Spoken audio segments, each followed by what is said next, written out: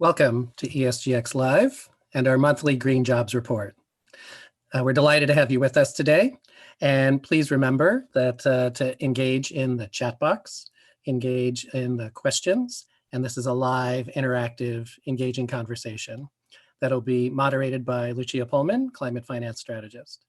As Nigel introduced in the video, if you joined early, we have our special guest, Dr. Claudia Sahm of the Washington Center for Equitable Growth, Amir Khalegi of the Global Institute for Sustainable Prosperity and a candidate at the University of Missouri, Kansas City, Dr. Fadhel Kaboub of the Global Institute for Sustainable Prosperity and Denison University, and Dr. Scott Fullwiler of the University of Missouri, Kansas City, and also of the Global Institute for Sustainable Prosperity.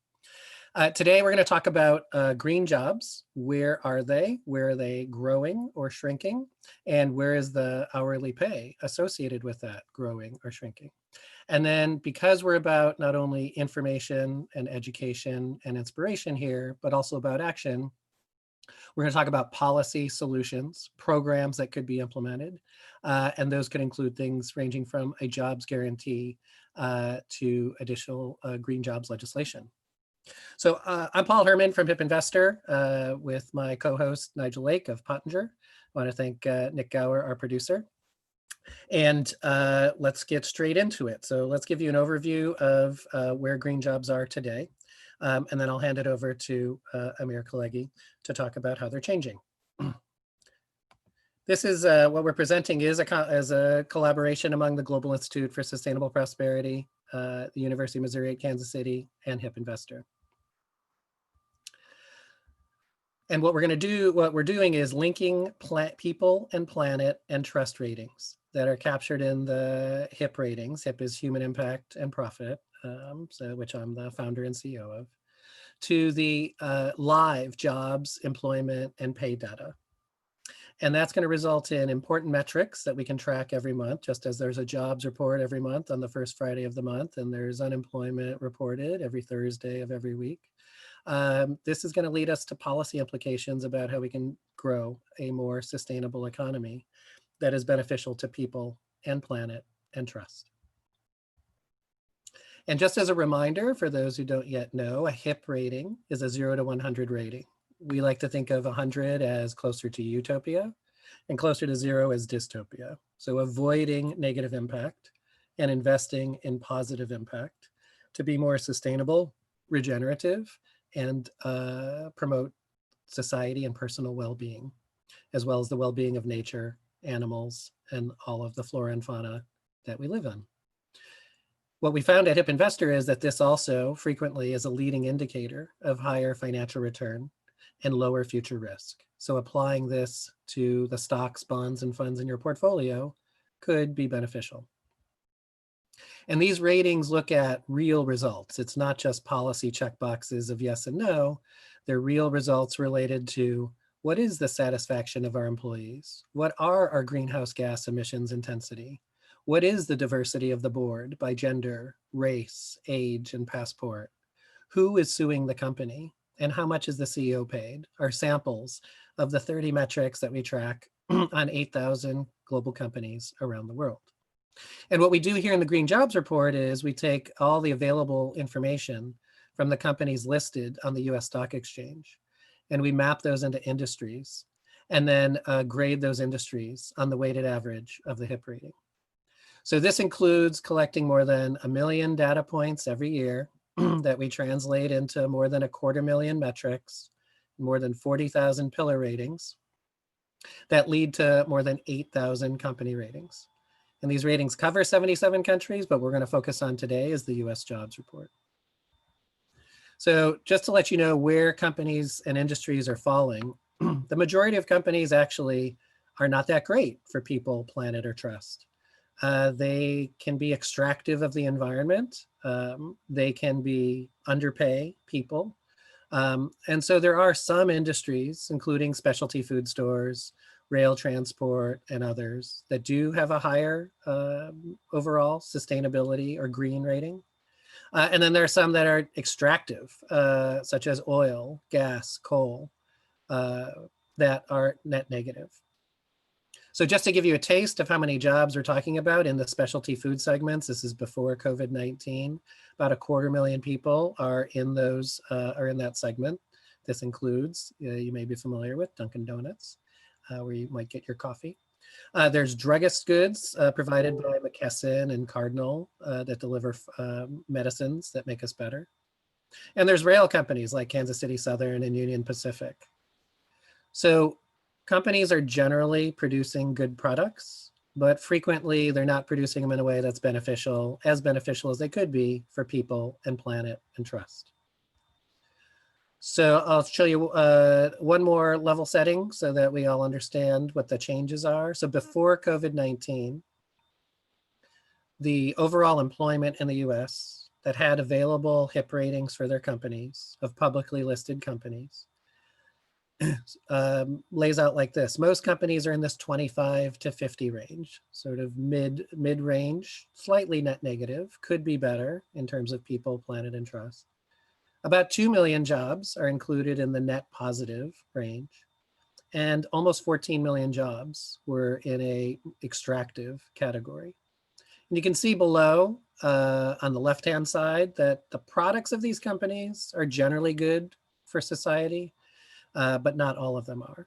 And on the bottom right, what you can see is that most companies are doing a terrible job of managing their energy, their water, their waste, as well as their overall greenhouse gas emissions.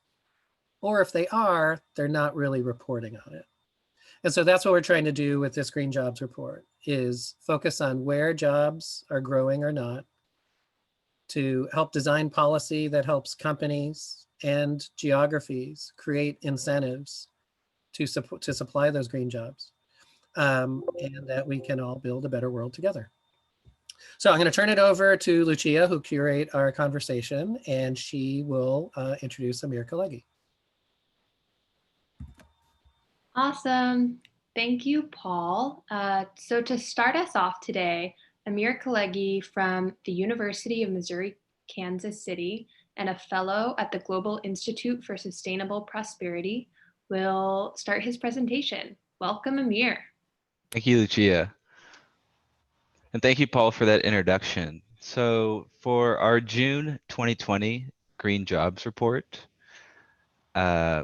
it looks at the current direction and distribution of greener, more sustainable jobs within our economy. And for this specific report, we are looking at how green jobs were affected by the COVID-19 impact.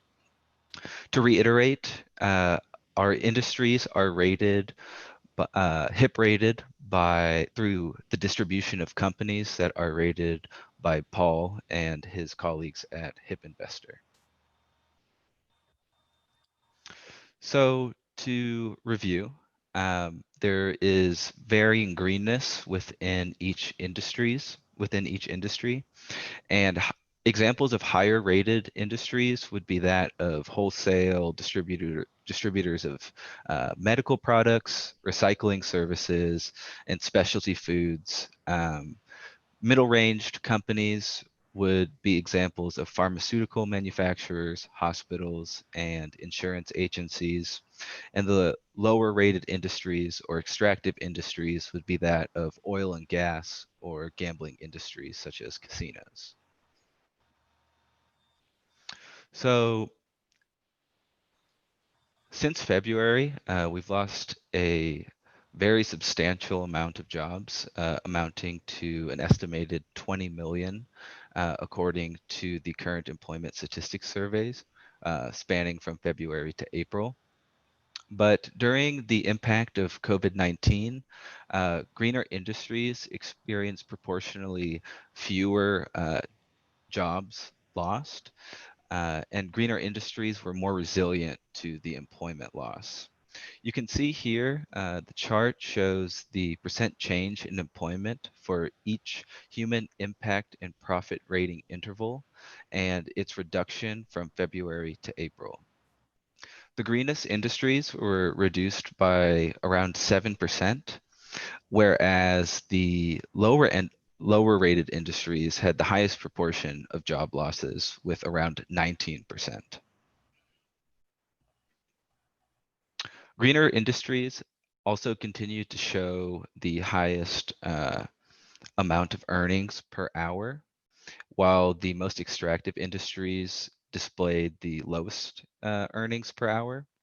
The graph here is showing the average hourly earnings for each HIP rating interval for April 2020. You can see there is a stark difference between pay that of the highest and greenest portion versus the most extractive portion. And this is a trend that we have seen for the past 3 months and historically as well, that the greener jobs have shown to pay more per hour. So if the audience is familiar with the jobs report and saw the most recent update of the jobs report, they may have noticed the record increase in hourly pay. But this is a misleading headline. So in April, the average hourly pay increased by 4.7% for private sector employees. But we believe that this is significantly due to the loss of lower wage jobs, which skewed the mean or average earnings for those still left in the job market. But we can see here that greener jobs actually had the lowest percent increase in wages, but this is because they had lost a significantly lower proportion of low wage jobs. And you can see that for the net extractive industries, they actually had a significantly higher wage increase, but this is due to the loss of the lower wage jobs within those categories as well. So due to COVID-19, high contact sectors of the economy are most at risk due to the social distancing regulations that heavily impacted everybody's lives. And not surprisingly, the majority of job loss is found in high contact industries. Examples of these industries would be that of retail trade, leisure and hospitality, travel accommodations. Moderate contact industries would include industries such as business and services or manufacturing. And low contact industries would include industries such as information and utility maintenance. So something that we found very interesting was that even in high contact sectors such as retail, greener industries proved to be more resilient to job loss. So what we're seeing here is a chart of percent change in employment for the varying industries within retail trade. So overall, retail trade lost over 2.2 million jobs since February, but we found that from looking at the data, the greener industries within the high contact sectors were more resilient to job loss. And for an example, greener industries within the retail sector would include industries such as food distributors or grocery stores.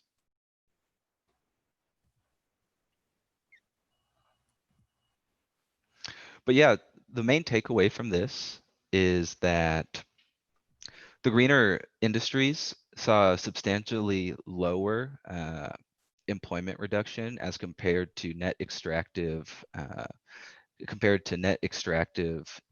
industries. And this can also be seen through the increases in employment. So although it was misleading that there were higher increases in hourly earnings, we can see that greener jobs, the greener jobs industries, their increases were substantially lower, but it was due to being resilient to job loss, whereas net extractive industries were more susceptible to job loss proportionally. So that being said, moving forward, hopefully we can invest ourselves in more sustainable, greener jobs based on how they pay and their resilience towards economic shocks.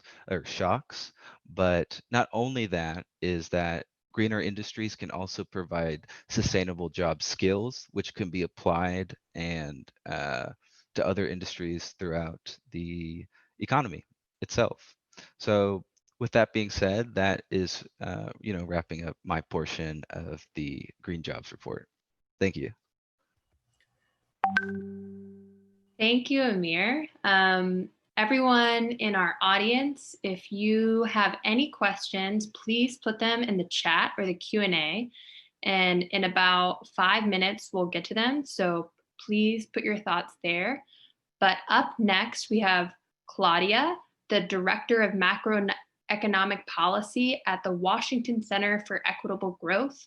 Claudia, please introduce yourself. Great, thank you so much. I really appreciate the opportunity to be here today. So I am currently the Director of Macroeconomic Policy at the Washington Center for Equitable Growth. And I have, over the course of my career as a macroeconomist, had a lot of exposure to both thinking about monetary policy and fiscal policy. I joined Equitable Growth last fall, and before that I'd been at the Federal Reserve for 12 years. I started as a macro forecaster in the summer of 2007, so I had absolutely a birth by fire in terms of learning how to think about the macroeconomy, and those skills sadly became very relevant starting in March of this year. And yeah, we saw, you all saw the numbers from Amir. It's absolutely horrifying, and we've all been living it since the spring in both the public health crisis and an economic crisis, and now a social justice crisis as well. So it's really important to think about what comes next and try very hard to think about something that could be a positive what comes next. And I want to underscore, like, thinking about how important green jobs are right now to have this conversation. So we know that the unemployment rate is very high. So the numbers for May, which don't have the industry breakout that Amir was using for his tabulations, it did come down. And when we get the June jobs report on Thursday, it could very well move down again. There's a lot of uncertainty, but it could. And yet, what we have seen and are likely to see for some time are unemployment rates that are higher than anything we've seen since the Great Depression, and on a sustained basis. So we have a very serious problem. Congress and the Federal Reserve need to continue to get the economy stabilized and stop, they need to get the virus under control first and foremost. And then even after we get that done, we are going to find ourselves in a situation likely early next year when we look around and say, oh, the economy didn't just pop back up. We need to figure out how to get all of these people back to work, and not to, well, and frankly, to better jobs a lot of them were in February. So thinking about sustainable on a family basis, in terms of being able to provide for their families, invest in them, education, healthcare, and also this important point of, well, let's think about the industries, the jobs, the products, the practices that would help people and also help the planet. And as to underscore how relevant this conversation is right now, I've had the opportunity to do a lot of engagement with members of Congress and their staff on fiscal policies to fight this recession. And there are certainly many people in Congress who are not only dedicated to that, but they're trying to think about, okay, what do we do in terms of rebuilding after we've gotten this under control? And a very common topic that comes up is having a jobs program. to make sure that people get back to work. And this is something that was done after the Great Depression. And we saw there was a lot of success getting people back to work. There was rural electrification, there were dam buildings. Those infrastructure in place, there are other things we need to do, like rural broadbandification. And as we see, because many industries in the United States are extractive and are not green jobs, there's an opportunity for the federal government to step in and support those kind of industries. Now, the United States has a wobbly history of doing workforce development and knowing which jobs we really need to produce. And that is why the efforts of this group are so important, because they are bringing data and metrics and a way to think about green jobs that is down to the details, which is very important when you go to implement a policy. You want it to be based on research, you want it to be based on evidence, and you want to be able to tell if it is working. So I am very supportive of the efforts here. And I will say that when you go to develop policy, you need to bring a lot of different options, a lot of different ideas, and you need to bring specifics and something that could actually be implemented. So I see this as a start of a very, very robust conversation about how we can get people back to work and how we can build our economy so that it is a better economy than even in February. So thank you. Thank you, Claudia. So we're going to start our discussion with all 4 of our panelists now. So I'd like to introduce our 2 panelists that you haven't met yet this show. Scott Fullwiler, who's an associate professor in economics at the University of Missouri at Kansas City, and Fadhel Kaboub, an associate professor of economics at Denison University, and also the president of the Global Institute for Sustainable Prosperity. Welcome to the show, Scott and Fadhel. To start off, I'd like to bring us back to Amir's presentation and just get your guys' thoughts on why greener jobs are paying more per hour and why they're staying available even though they might be high contact industries. Is that due to the ethos of the company, or is there another factor that you guys think is important? So I think in terms of how green jobs are staying resilient in high contact industries, it's that the importance of those jobs, whether it be like healthcare or food distribution, will always be highly needed. So in terms of the metrics of products and services and in terms of what they provide, these type of industries will always be needed. And they are, due to that, they're able to stay resilient to the impact of COVID. Any other thoughts from our panelists? I don't have anything specific to say about the current situation, but there is a good deal of research that has suggested for several years that one of the reasons that it appears that companies that are more sustainable may outperform is because managers that can manage multiple interests and manage across sustainability and social responsibility and so forth, that they're just the better managers in the first place. And that could be what is driving the value. Like I said, I don't know specifics to apply that to right now, but there is a good deal of research that's been going on for 10 plus years that has been finding those sorts of things. I'd say one factor that may also be impacting it is Amir called out that the greener companies and greener industries are more resilient, but some companies have actually boosted battle pay or minimum wage. And so Best Buy and Amazon, for example, are hiring, as are companies in grocery stores like Kroger and Safeway and the like. So that's another possible contributor to higher pay. Another thing to add, and I don't have the numbers in front of me, so maybe Amir or Scott or Paul can refresh my memory. The resilience of green jobs that we're seeing in this particular recession, I think is not peculiar to the specifics of the pandemic and the supply chain, specificity of these industries. If I remember correctly, when we looked at the numbers for the prior recession, green jobs were also just as resilient. Is my memory correct? Yes. In terms of looking at the change and the trends since the last recession, that did stay consistent as well. So in terms of policy direction, which is something that I'm really interested in, and this is really what started this whole project a few months ago, we know that greener jobs are more resilient. They're paying better.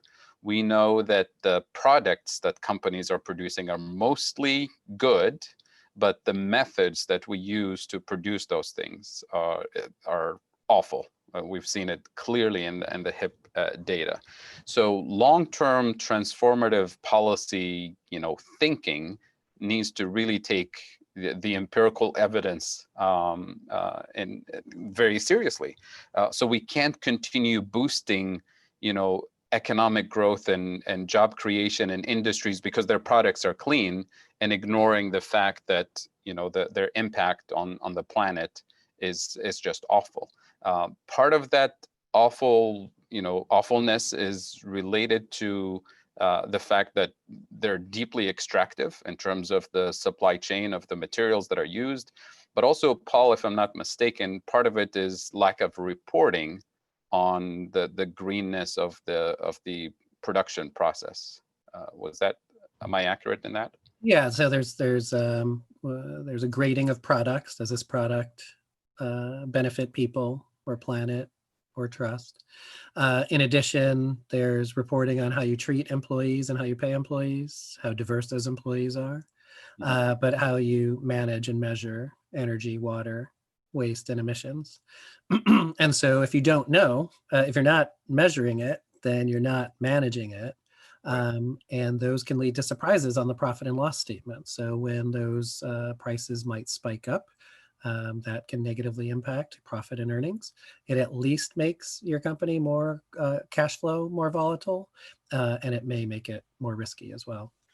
Right. So one of the things we talk about in terms of transforming the economy into a more sustainable and prosperous economy is the concept of just transition. And just transition meaning, yes, we want to decarbonize the economy, but we don't want to end the livelihood of workers on those industries. We want to figure out a transition process for people to transition into training and employment with decent wages and benefits. And that transition can't happen automatically via free market mechanisms. A lot of people will be thrown under the bus in that process.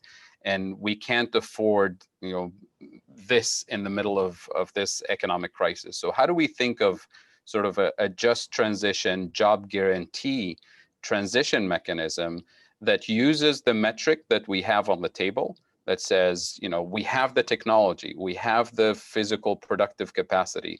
We need to transition into these particular categories of producing energy, of producing, better products. And we have to be honest, this is something that I've been talking about for the last couple of years. We have to invest a massive amount of resources into research and development to tackle that particular question. I want my children to live in a world where every product comes with a user manual that includes a living will, and a living will that says, this is how you dispose of me and every component when you're done using me. And we have to build the infrastructure and produce the skills that will populate that infrastructure for that circular economy. And this is our opportunity. We have the metric for it, and we have the evidence that says we need to transition to that kind of environment, and it takes strategic thinking and strategic planning to get there. Yeah, I think you made a really good point around how we need public sector investment for a just transition, and also to support green jobs more generally. And I think, Claudia, you're really well suited to answer how current legislators are thinking about green jobs and whether that's a focus right now in the federal government on a just recovery. I know that there's a lot of nonprofits doing a lot of advocacy work asking for the people's bailout, a green recovery. What kind of programs are gaining steam right now? And do you feel like the metrics and information that Amir is covering around the value of green jobs is available enough or could be used to persuade? Well, more is always better when it comes to having data or metrics and research in particular, thinking through what would be successful, what has been successful in other contexts, say in other countries. So absolutely, we need more, and we need a breadth of people using and thinking about those same metrics and these same questions.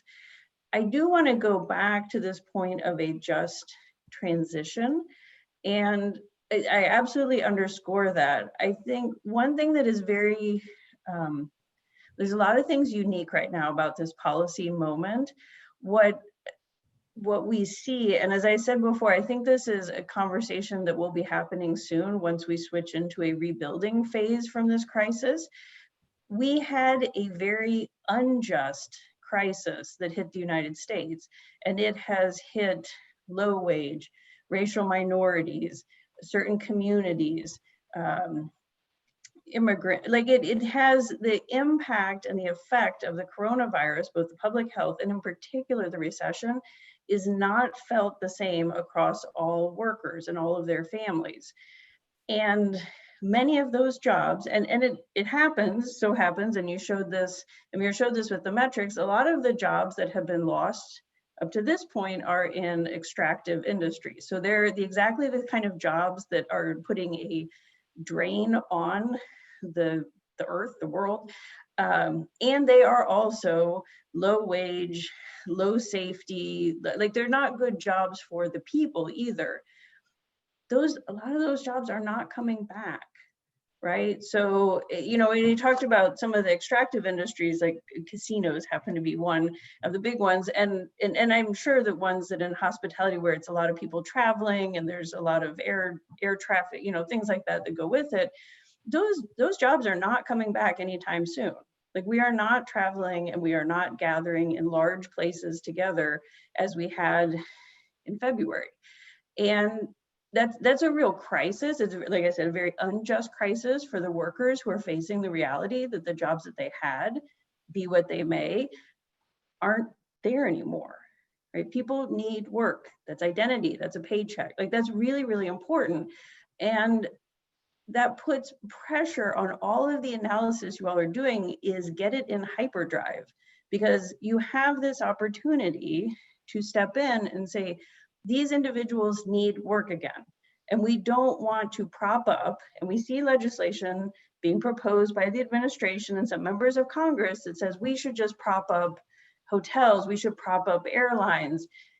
And we could do that, and that would get jobs back to those people, but it wouldn't get the kind of jobs that are less extractive, more green. So there's this moment, and it's important.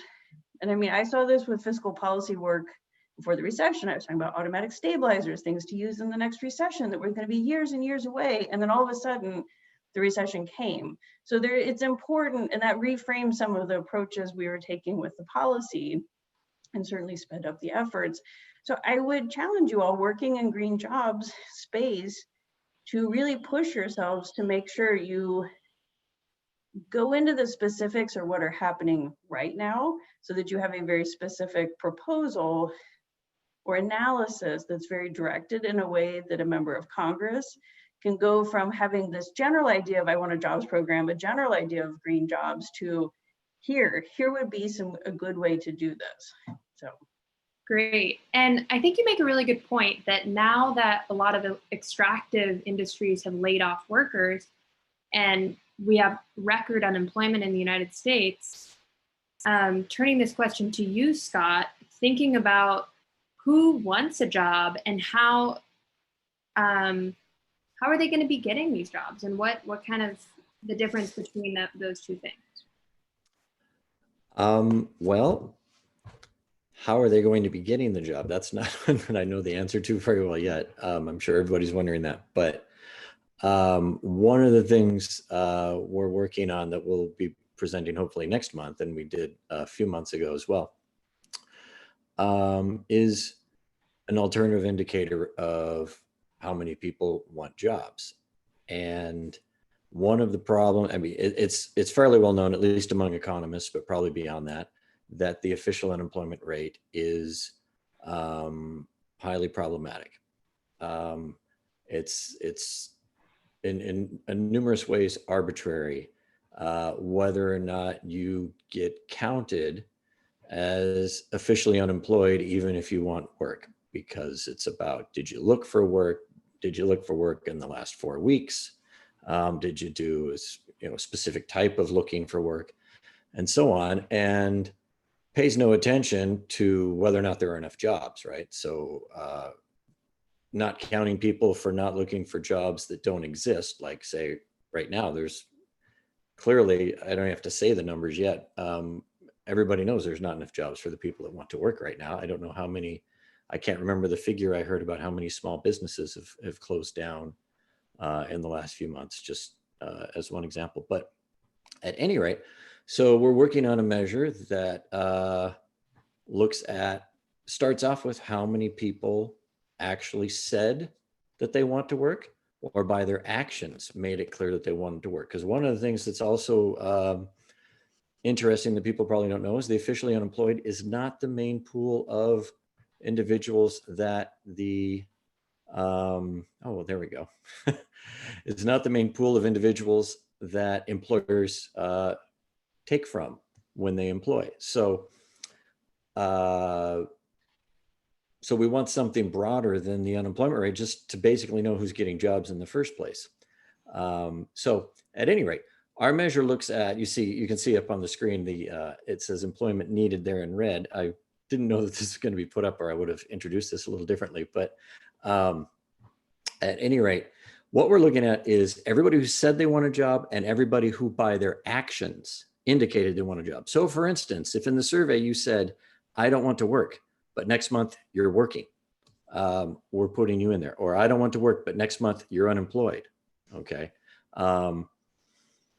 So that's what the red line is showing you is, and those, if you're not familiar with those vertical gray shaded lines, those are recessions. And can't really tell, but the last 2 months there are actually recessions as well. At any rate, this one goes through April, and it's a little higher since then. But for April, you can see there are 51.5 million people. We have a very imperfect survey, so that we use because it's based on the assumption that you should be looking for work if you're going to be counted. Anyway, to get to that point here, the red line is how many people want to work or want more work than what they currently have. The green line down there is the number of people that found work from the group in the red line. Okay, so you can see in April, 51.5 million wanted or wanted more work, and 6.4 million of them found jobs. Obviously, that's an extreme difference beyond what we'd seen before, but you can see that there had always been more that wanted work versus those that had found it. Anyway, the other thing I put in there is the basic measure of job openings that everybody, I don't know if everybody, but that is frequently used. And I added that to the number of people that found jobs. And you can see that still, if you take the people that have found jobs plus the job openings, we still aren't close to the number of people that actually would like a job or would like more work. So, and this speaks to, Amir, what you were pointing to on the necessity of creating greater investment in green jobs and in training, and the benefit of that training being applicable to a variety of long-term employment options. Can you speak a little bit more about that? Correct. So I believe that the attainment of technical and ability competency normally comes through the education system, but there are a multitude of barriers for workers seeking to attain those skills.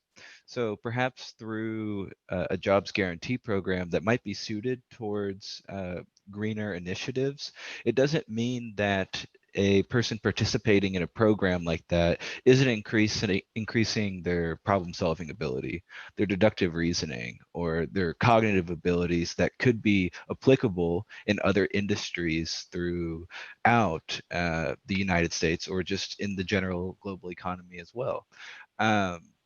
So pretty much, I believe that it's a win-win to have some sort of training program because it motivates an individual who might be imposed to educational barriers to still build their cognitive abilities, their technical abilities as well, and become more of a productive worker and be able to participate in society more generally. So it is allowing an area, if somebody wants to learn, if somebody wants to build themselves up, they're able to. And and we have the right supply of jobs. We can create a supply of jobs due to the amount of jobs that would be needed to have a green initiative. And even still, it gives the worker or the person participating the option to not only if they want to participate in green industries, if they don't and want to participate in another more lucratively paying industry, they have the area to build those skills and become more productive as well. Great. And I think another question, this one from the audience, Franziska Rader asked, kind of flipping it on the head, instead of thinking about jobs in different industries, thinking about workers and different types of workers, and how is green job growth and or shrinkage happening in the gig economy for independents and self-employed? Have you guys thought about it from that perspective at all?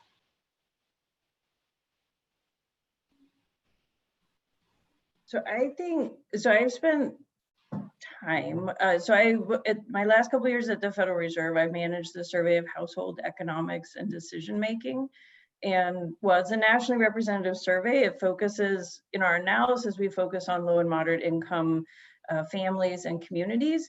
And to make sure that we captured the lived experiences of lower income workers, it was very important for us to think about how to measure and study the gig economy.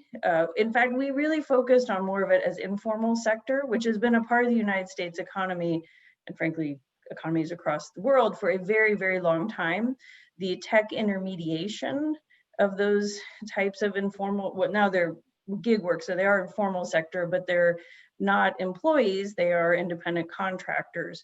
And what I would say, and in our analysis, we didn't have this amazing HIP index and the way to categorize, but there was certainly a lack of stability in these workers' lives. Many of them have irregular hours. Many of them are using gig work or informal sector work to make ends meet. For a relatively small fraction of US workers are gig jobs their primary income. They're what they use to make up for the fact that their primary jobs are really not, they don't pay a living wage. They don't, they just can't make up with the costs that these households face. I am concerned, and I'm going to keep trying to pivot that this is an opportunity. I'm going to find a silver lining in this crisis, is that extra source of income for many of those low wage workers was, I mean, the brakes were put on it, right? So things like driving for Uber or Lyft, certain TaskRabbit, certain kinds of services that people could do to make a little bit of extra money, those jobs really shut down and are going to take a long time to come back. So again, you have workers that are either out of jobs, their primary job, they had hours cut. This recession is the first time we've seen wages cut markedly for workers on the job. So we have a jobs crisis. I mean, we did before there were just a whole group of workers in the United States that didn't have good jobs or sustainable jobs for them personally. And it was also, I guess, bad for the environment. Here we see, but like we have a really big income crisis because families have lost the money that they had before, and a big chunk of families all the way up in the middle class cannot make it too long without income. So I think it is a sector to think about, but I still would go back to like the primary work that these individuals have. There is a piece of gig work that is a gateway into being a small business owner. Like there is kind of a micro entrepreneur aspect of it. I think that's a place where you could think about helping create and supporting micro entrepreneurs that want to work in this space. But I would be, I don't know, gig work is not something that I would necessarily prioritize as part of a job. I think when we have it and when people use it, it's because something about their normal job, their regular job isn't working for them. This is actually, Claudia makes a great point here. This is actually something we found in the HIP ratings on cities and counties. When you look at the average household income and you rate that across 19,000 cities or 3,000 counties, the highest proportion of entrepreneurs who are women or people of color are in the lowest income geographies. So Detroit has 40% of women are entrepreneurs because Detroit has one of the lowest household incomes in the country. So it is without a $15 minimum wage or without fair pay for fair work, or without equal opportunity for gender, race, and characteristics, then people find other ways, whether it be gigs or not. Some of us on this call choose to be more flexible and independent, but for many people, an Uber driver, a Lyft driver, an Instacart delivery person, that is unlikely to be their number one career choice for the long term. One other thing that was interesting when I worked for the founder of eBay, Pyramidiar, at eBay, it turned out that 1 million moms made their primary income from eBay, and another 1 million moms made their sort of number 2 income in the household. So there may be some new business models that emerge that can be supported as well.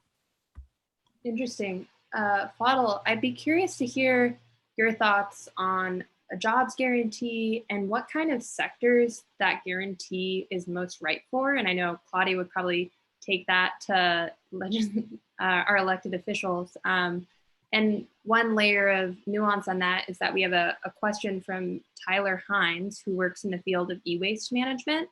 And he's curious if that kind of industry is ripe to be included in a subsidy or other kind of support. Very good question. And if you don't mind, I'm going to tie that into another question that came from Francesca about a different metric to replace GDP or in addition to GDP. And I think this ties into Claudia's comment earlier for the need for more specific metrics to make these policy decisions.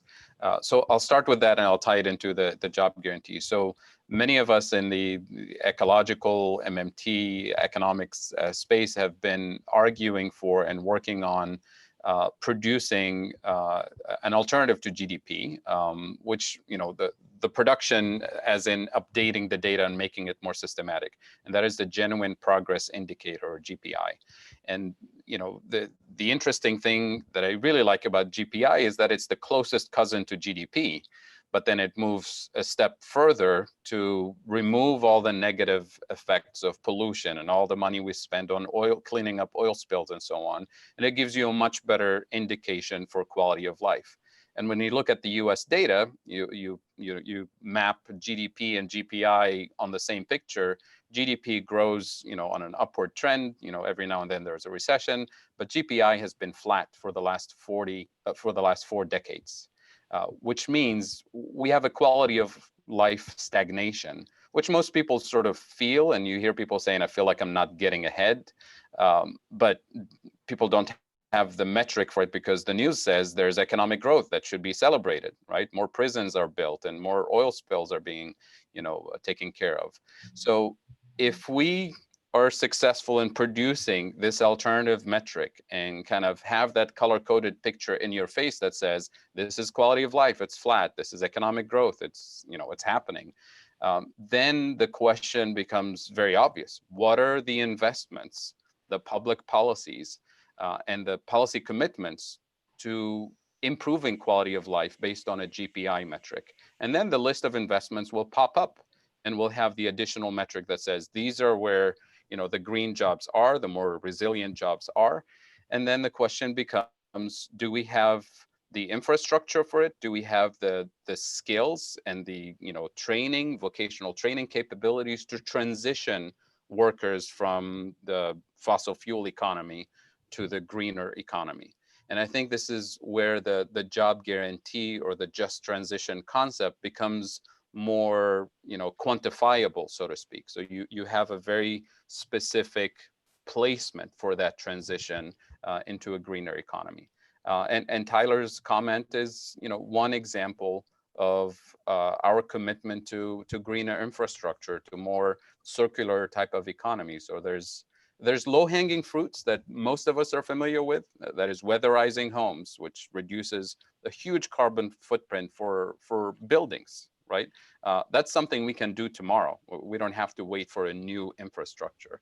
But there's a need also for long-term strategic thinking informed by a different set of parameters and a different set of metric, including the green job analysis that we're building with this project, including a GPI metric and so on. Great. And sorry, can I jump in and just push a little bit more on that? So I guess, and also, so I fully agree with all of that. And I did, in the chat, there were questions that were really getting at, like, how do you do this? Like, there's different ways to think about job creation, whether it's jobs guarantee or tax credits that would subsidize, you know, encourage people to, you know, invest more and build out, need more employees in industries that focus on green jobs or have a lot of green jobs. I think we have to think hard about the way we support this just transition in the workforce. I personally think, looking at the experiences that we've had with tax credits to encourage green investments, that has, I don't think that's had the biggest bang for the buck. I mean, we economists love to do things with incentives and prices to get people to move. I have become more and more convinced, particularly working on fiscal policy, that it's about money. Like, people need the money to put in these programs. It costs money. You have to invest. A lot of times you have to invest upfront in a way that a private company would not be able to look that far into the future and take a risk. I think this is something, we've seen this in the way fiscal policy works, or it doesn't work. And I also have seen this at the Federal Reserve. So the Federal Reserve has a full employment mandate.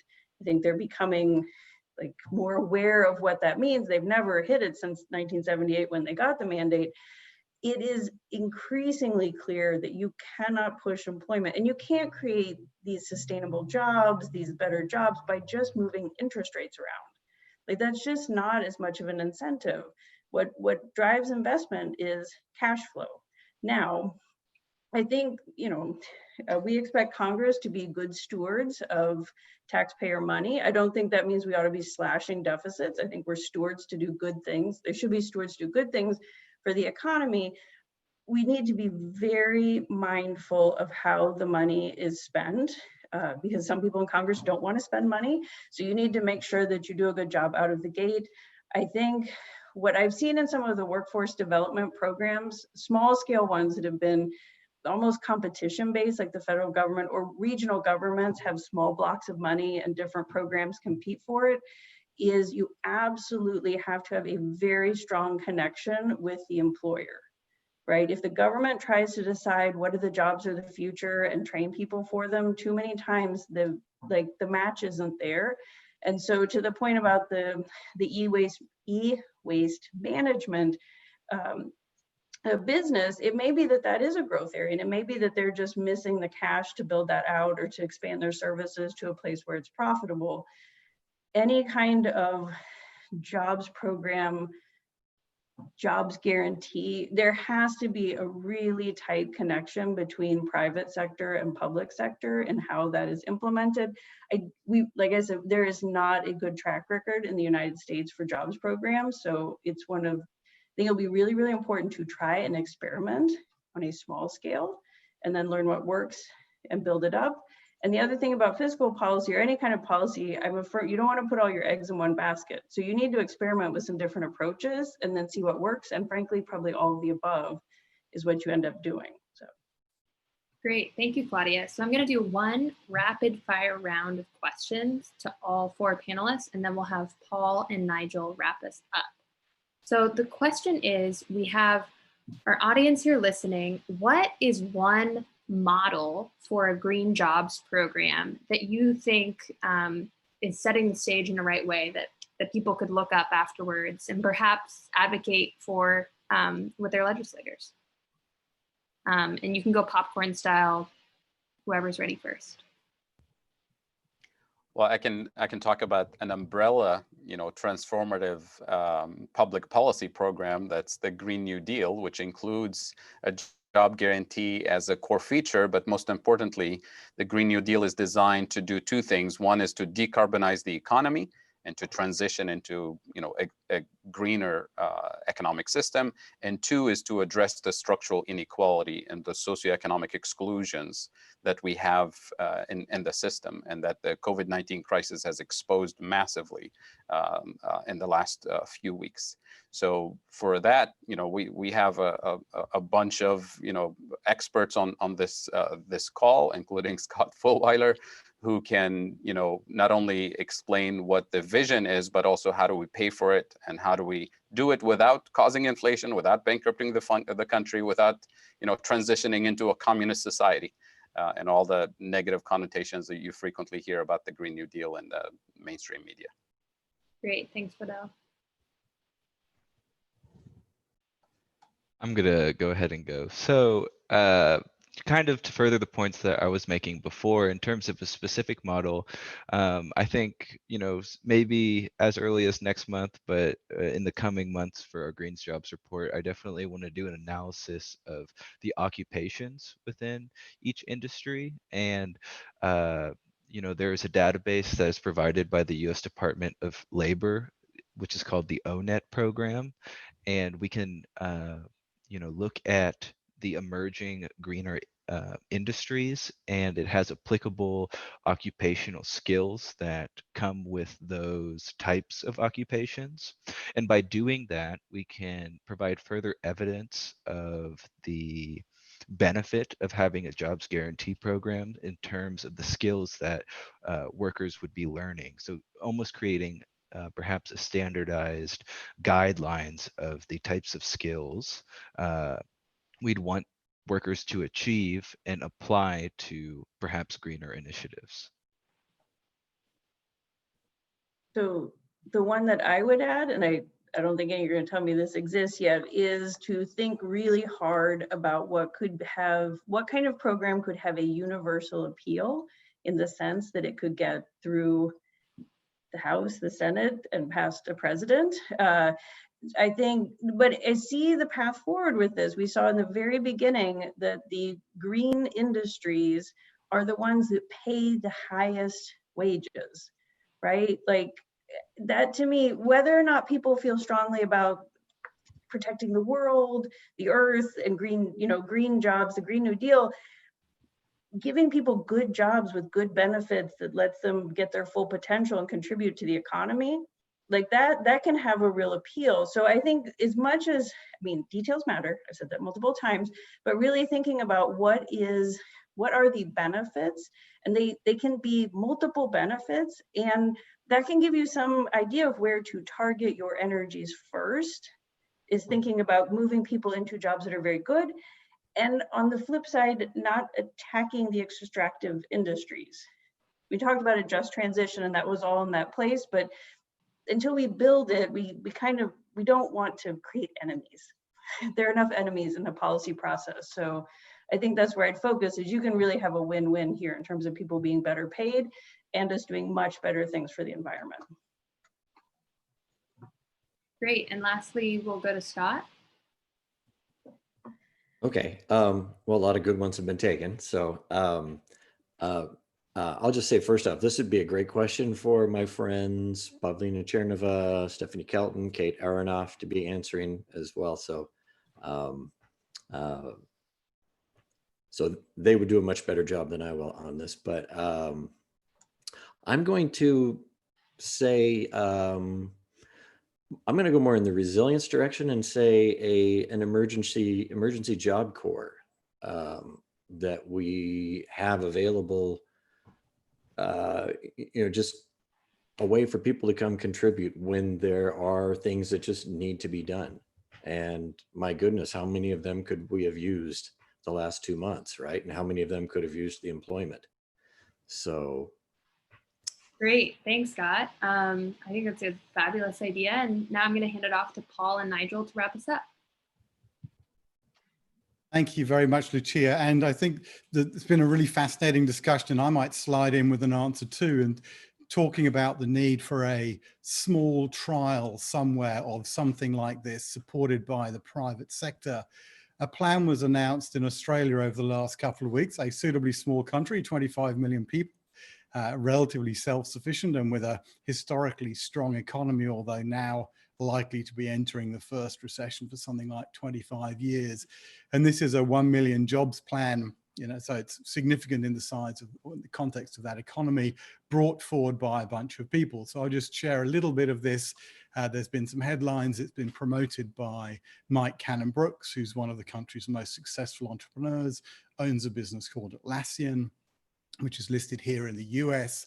And it's a plan which is also supported by a number of well-known figures within the Australian environment. So people like Malcolm Turnbull, previous Prime Minister, Phil Vernon, who was CEO of Australian Ethical, the leading ethical investment manager in Australia and for a long period of time, who's been on the show before, Ross Garno and others, and talking about investing in many of the types of things that I think we've discussed today. So where this goes remains to be seen.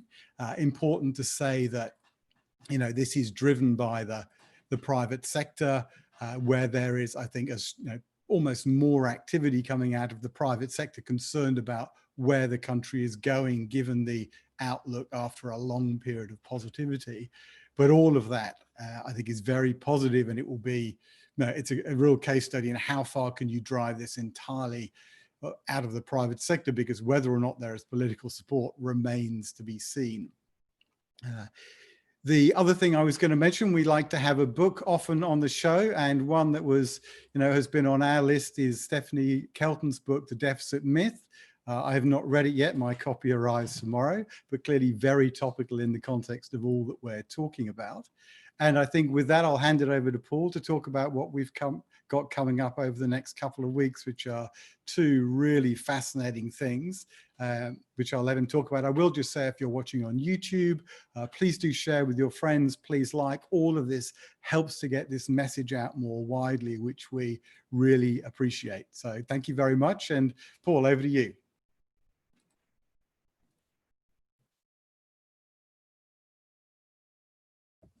Thank you, Nigel. And thanks to our producer, Nick Gower, and Lucia Pullman for moderating. Thanks again to Dr. Claudia Sahm, Dr. Fadhel Kaboub, Dr. Scott Fullwiler, and soon Dr. Amir Khalegi.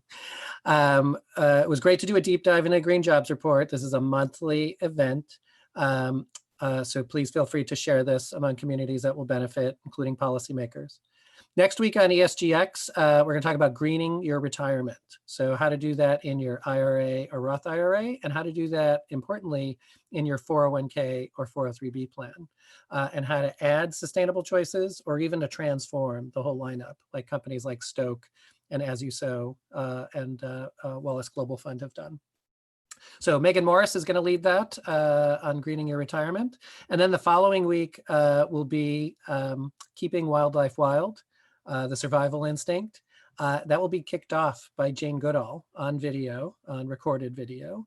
It will be the 60th anniversary of Jane Goodall landing in Africa. And then a very diverse geographically and by mission, diverse by mission, looking at preserving wildlife in Africa, Asia, the Americas, Europe, Australia, and around the world. So we highly encourage you to join this. It'll be an extended episode, 90 minutes. That's sponsored by New Day Investing, as well as Pottinger and Hip Investor. So thanks for coming to ESGX, a place where you can be informed, inspired, and take action. We'll look forward to seeing you next time on ESGX.